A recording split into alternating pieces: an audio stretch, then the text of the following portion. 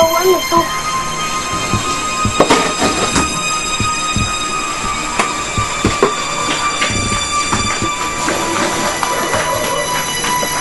May ganito pala kaming libro. Ba't ngayon ko lang ito napansin?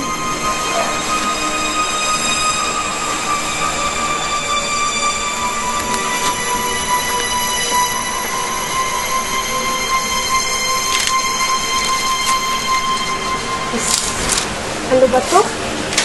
Puro letras. Sobrang haba naman ito.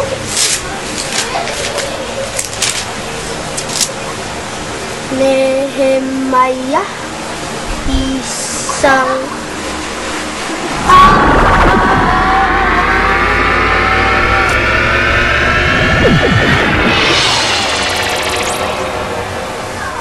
Isang magandang araw sa iyo, aking kaibigan. Sino ka? Anong ginagawa mo dito? Kakatawag mo lang sa akin. Ako si Nehemiah, isang serbador sa kapanahunan ni Haring Artaxerxes. Andito ako para tulungan ka. Tulungan saan? Sa maraming bagay.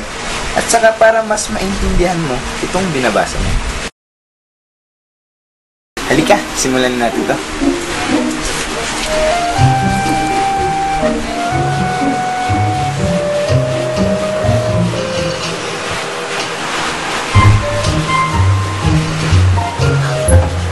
Totoo ka pala.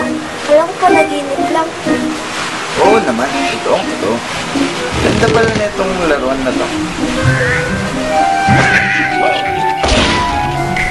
Kamusta?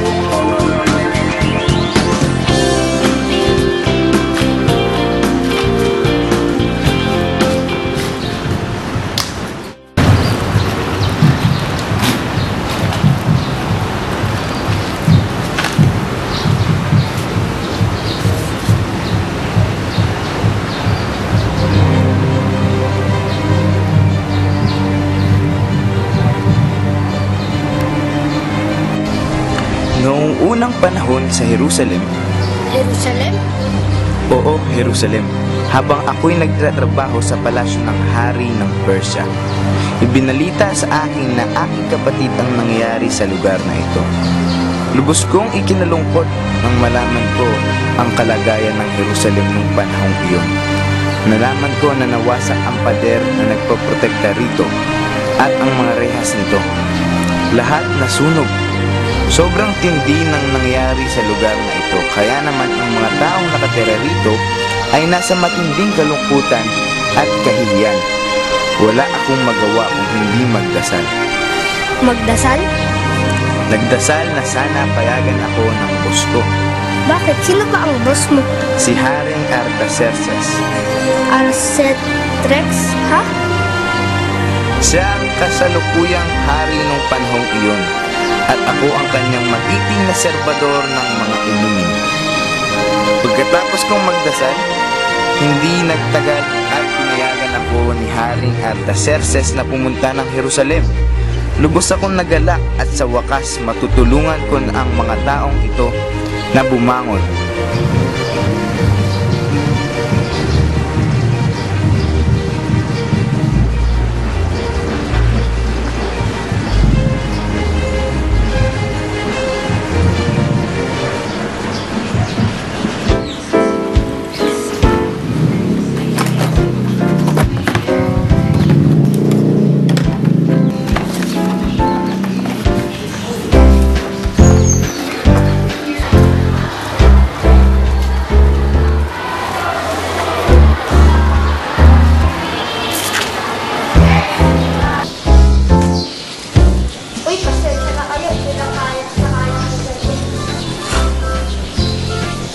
Pino, ikaw ba yan?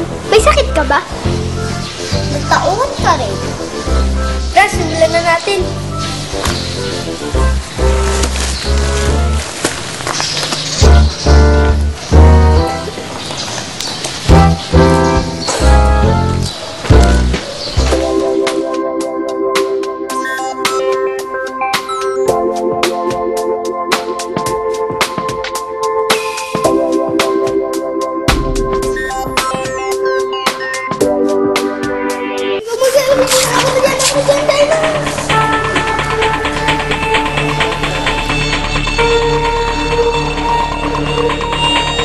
Ano ba yan? Ang pangit ng ginagawa nyo. Ang pangit, mukhang tayo na iba-ibang kulay. May kuto-kuto pa ako nga. Lisa-lisa. Ang bango. Yan ba? Yan ba? Sayang nilang oras ko dyan. Panigurado ko si Maids. Break ko ulit sa susunod na Pasko. Ano ba? Ang gawa niyo mukhang tayo lang. Ha? Tara na nga, alisan na tayo. Bakit naman ang ginagawa nila dyan?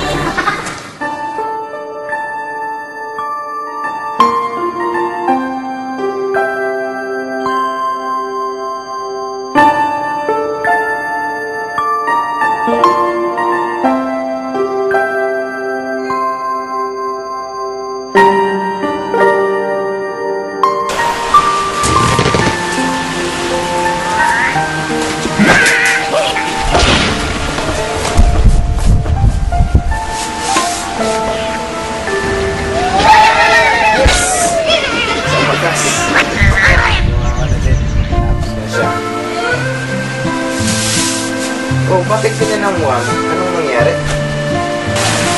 Okay na sana kung di nang dumating yung mga siga na bata doon sa school. Hindi ko alam kung matatapos ba namin itong project namin. Ganun ba? Alam ko na. May ibabahagi ako sa'yo.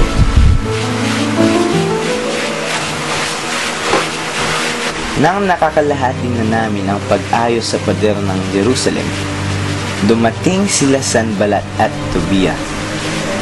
Ang hirap naman bigkasin ang mga pangalan nila. Sino ba sila? Sila yung mga siga nung panahon namin.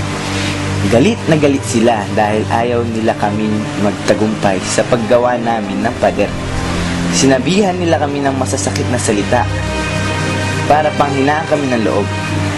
Nagdala sila ng maraming tao para pigilan kami, para hindi namin matapos ang ginagawa namin.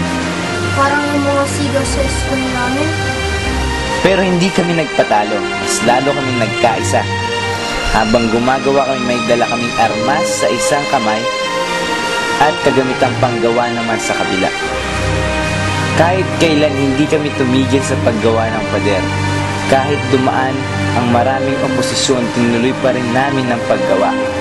Dahil sa dedikasyon ng bawat isa, natapos namin ang pader sa loob lamang ng 52 araw.